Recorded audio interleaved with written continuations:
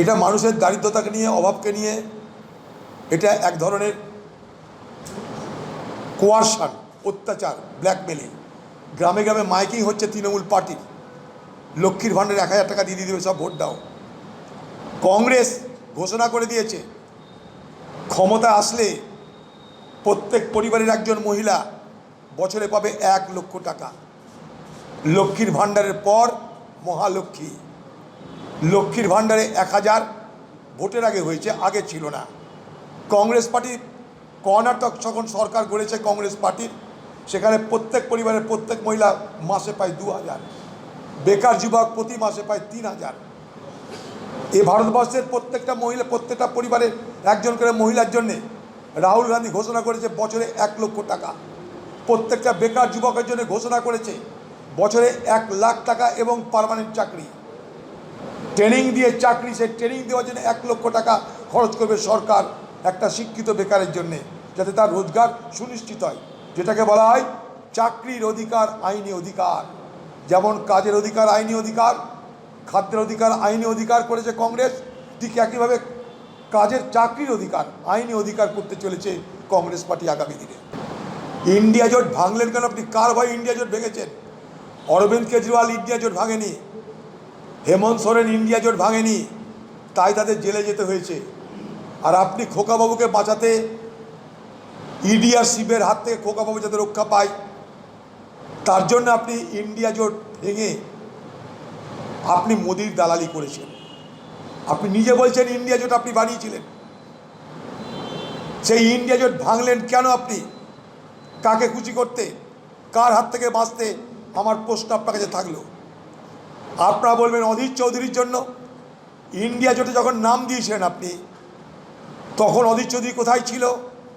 তখন অধীর চৌধুরী কি আপনার সুনাম করেছিল? তখন অধীর চৌধুরীকে আপনার বিরোধিতা করেনি? সব জেনে ইন্ডিয়া জোটে গেছিলেন কী করতে আপনি? ইন্ডিয়া জোটের নামকরণ করতে আপনি এত উৎসাহিত হয়েছিলেন কেন? রাহুল গান্ধীকে নেতা বলতে গেছিলেন কেন? তারপরে বেরিয়ে আসার কারণটা কি কি? মানুষ এগুলো সব জানে।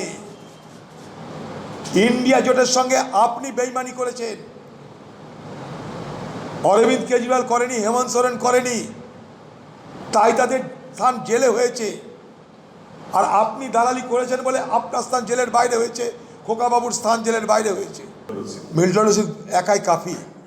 যারা সহযোগিতা করবে না বলে ধমকি দেখাচ্ছে, কংগ্রেস পার্টি তাদের বিরুদ্ধে ব্যবস্থা নিতে দ্বিধা করবে না।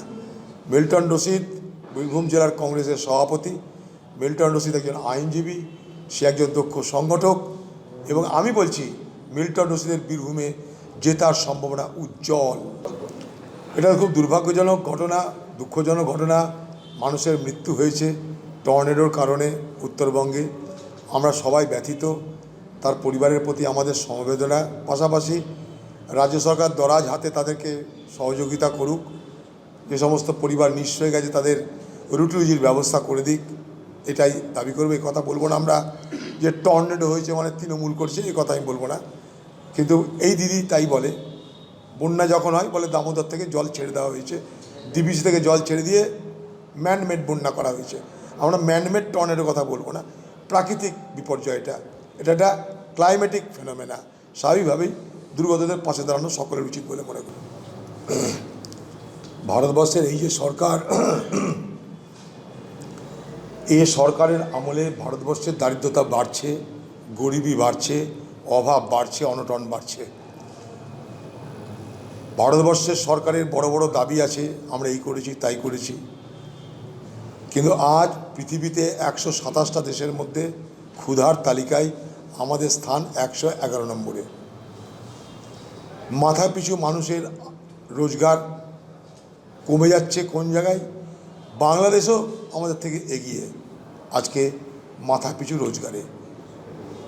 এই সরকার সে মানুষের কাছে ট্যাক্স আদায় করা, দাম বাড়ানো, যেমন ধরুন পেট্রোল, ডিজেল, রান্নার গ্যাস, ওষুধের দাম, প্রত্যেকটা জিনিসের দাম আজকে ভারতবর্ষের এই সরকার আমলে বেড়ে চলেছে।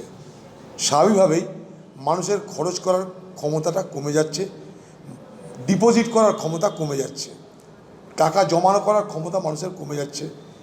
আর এই সরকার কিছু পুঁজিপতিদের হয়ে ওকালতি করছে। এই যে ওষুধের দাম বাড়ছে, হয়তো দেখবেন ওষুধ কোম্পানি ইলেকট্রাল বন্ডে কোনো ভালো চাঁদা দিয়েছে, নাহলে দাম বাড়ানোর সুযোগ দেবে কেন? এখানে ধান্দা করতে গেলে চাঁদা দিতে হয়, কিছু দিয়েছে তাই বাড়ছে।